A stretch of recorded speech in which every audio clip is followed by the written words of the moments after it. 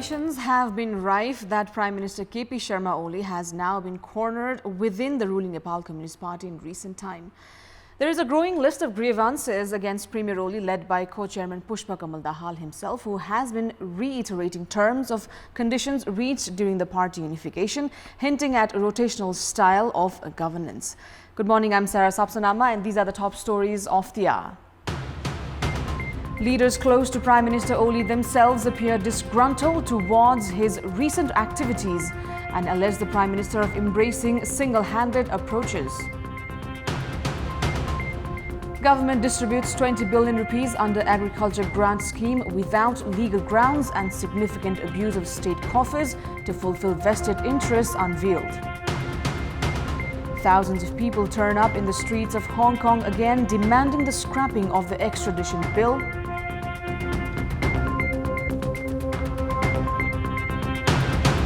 And Lasith Malinga leads the Lankan fight back as Sri Lanka register a thrilling 20-run victory over England at the ICC World Cup clash.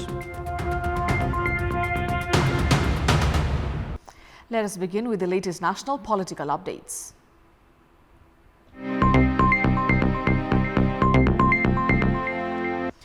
Leaders affiliated with the ruling coalition themselves have begun distancing themselves from Prime Minister KP Sharma Oli, alleging him of trying to move ahead without coordination with stakeholders. The leaders have started parting ways with Prime Minister Oli, concluding that his single-handedness modus operandi, even on serious national issues, has dwindled people's trust on the government, affecting the overall state mechanism. Deputy Prime Minister Ishwar Pokhrel, Parliamentary Party Deputy Leader Subhas Chandra Nemwang, Chief Minister of Province 5 Shankar Pokhrel and Foreign Minister Pradeep Gewali earlier used to stand by Prime Minister Oli's every single decision. They have, however, appeared discontent towards the Prime Minister's working modality in recent days. Deputy Leader Nemwang has especially been disappointed with the Media Council Bill and the bills on human rights and Guti lands. Likewise, Foreign Minister Gewali is also disappointed as he was completely ignorant regarding the recent appointment of 4 ambassadors despite being the departmental ministers. Leaders Bamdev Gautam and Mukunda Neupane, who had played instrumental roles in electing Oli as the party's chairman too, have publicly started criticizing the Prime Minister's recent moves. Analysts are of the view that the tendency of Prime Minister Oli of adhering to single-handed approaches and failure to ensure transparency in the decision-making has given way to massive criticisms from within the party itself and his loyal supporters. The Ministry of Agriculture has distributed as much as 20 billion rupees this year in a bid to expedite programs aimed at agricultural modernization, attracting youths in the farming industry and increasing productivity. However, repeated instances of irregularities in such programs have come to the fore as they were introduced without any necessary legal grounds. Questions have surfaced if the programs were undertaken with the sole intention of abusing the national budget in the first place. The corruption watchdog CIA filed cases against 13 individuals, including Director General at the Food Technology and Quality Control Department, Sanjeev Karna, charging them of corruption with regard to the Prime Minister Agricultural Modernization Project.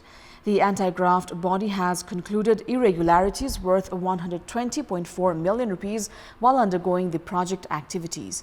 The CIA had also filed graft cases against 6 other individuals under the same project, citing irregularities during distribution of farmers' grant and provision of tractors for agriculture, among others. The Ministry of Agriculture has been found operating the grant scheme on the grounds of clandestine strategies as per the vested interests of concerned bodies. The operation of the national scheme in the name of Prime Minister himself with the intention of abusing the state coffers portrays the sorry state of the governance in the country.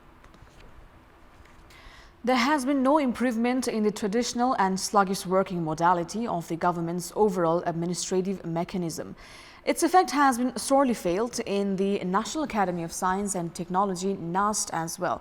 Although the country has been able to send its first ever satellite to the space after 2 years of preparation, the Academy failing to establish the ground station as of yet has been the issue of national shame in the international arena.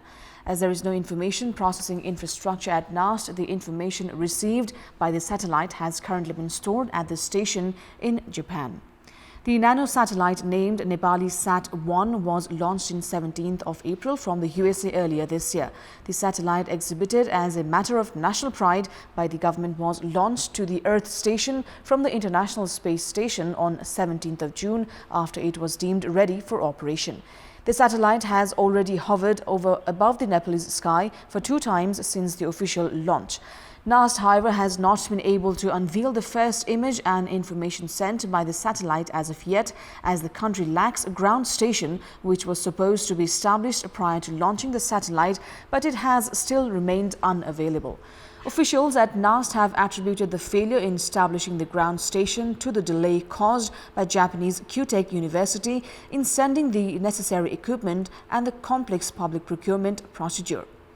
Meanwhile, the country's space policy is currently at the phase of being drafted. There are thus no laws in place to determine the process of controlling and operating the national satellites sent to the space. Experts are of the view that the government should give priority in formulating effective policy in this regard and setting up mechanism to reap maximum benefits from the satellite. The Land Revenue Office is one of the most crowded places among the government offices, where service seekers often complain about delay in service delivery and rampant corruption. In this context, we had asked the service seekers of Bharatpur Land Revenue Office what problems have they been facing. Let's take a look at what they had to say. Public voice. आज 3 दिन लगातार म धाएको धाइ छ। कहिले प्राविधिक कारणले गर्दाखेरि अथवा भिडबाट यस्तै हुनाले अहिलेसम्म म मेरो काम रोक्कको काम थियो त्यो हुनु पाएको छैन। भित्र कुनै सिस्टमै छैन। सिस्टम भद्रगोल छ। काम गर्ने एकदम गाह्रो छ। भन्ने बित्तिकै हुँदैन, केही पनि हुँदैन। सामान्य अवस्थामा पनि अब 3 दिन चाहिँ लाग्ने। अब पैसा पाए अलि छिटो हुने, टोकन छिटो हुने, रसिद छिटो काटिने। पैसा नपाउनेहरूको चाहिँ अब त्यो सिस्टमले जाँदा अलिकति टाइम लाग्ने। 3 दिन जति भइसक्यो, काम पनि राम्रो भएको छैन। यस्तो पनि गर्मी छ, बाहिर बसिरहनु पर्छ। सरकारी निकायहरू कुन चाहिँमा पनि एकदम फटाफट काम भएको छ त। त्यहीमाथि यो त मालपोत हो। पहिला 1-2 दिनमै हुने काम अहिले अब कम्प्युटर सिस्टम भन्छ के भन्छ हैन, एक दिनमा हुने काम चाहिँ अब 3-4 दिन लागिरहेको छ। कोही फाँटमा भन्नुहुन्छ अब त्यहाँ कुर्सी नै खाली छ, अब कम्प्युटरहरू पनि खाली छ, उहाँहरू बिदामा हुनुहुन्छ, आज हुनुहुन्न भन्ने भन्नुहुन्छ। सहज रूपमा काम गर्न चाहिँ गाह्रो छ। एक दिन हालेको काज 3 दिन पछि मात्र निस्किन्छ। ढड्डा भनेका छन्, खाली पेपर पल्टाउने भनेको छ, त्यो होइन। अब पुरै इलेक्ट्रोनिक्स गर्नु पर्यो के। सेवाग्राहीले 1-2 घण्टामा चाहिँ एउटा चाहिँ रजिस्ट्रेसन पास गरेर जान सक्ने हुनु पर्यो के।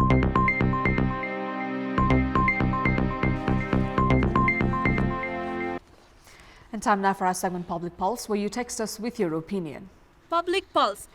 And your question is, what's your take on the lack of ground station to receive information sent by Nepalese satellite? Your options are A, project without planning, B, dependency attitude, and C, old ways of government mechanism. The voting is on. Type NEWS, select your option A, B or C and send it to 34001 to share your opinion with us. And time now for the sports update. Sports news. Defending champions Chile have advanced to the quarterfinals of the Copa America. Chile defeated Ecuador 2-1 in the Group C match earlier this morning to book a place in the last 8. Chile opened the scoring in the 8th minute with a goal by Jose Fuenzalida. However, Ecuador equalized through penalty in the 26th minute. The spot kick was converted by Aner Valencia. Chile retained their lead shortly into the second half as Alexis Sanchez found the net. The 51st minute strike proved decisive as Chile collected 3 crucial points. And time now for our special segment, Media Watch.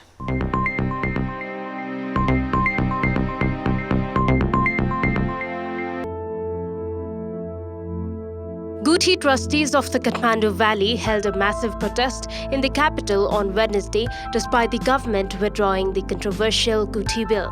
The protest was held to pressurize the government to entirely scrap the bill registered at the parliament. The bill includes a provision that would allow individuals to transfer the ownership of Guti lands to themselves. The government decided to withdraw the controversial Guti bill on Tuesday, bowing down to the significant pressure mounted by the indigenous Newa community and supporters of Guti lands. Minister for Land Management Padma Aryal announced the withdrawal of the Guti bill through an emergency press conference on Tuesday, stating that the government needed to hold more discussions with the stakeholders prior to tabling the bill.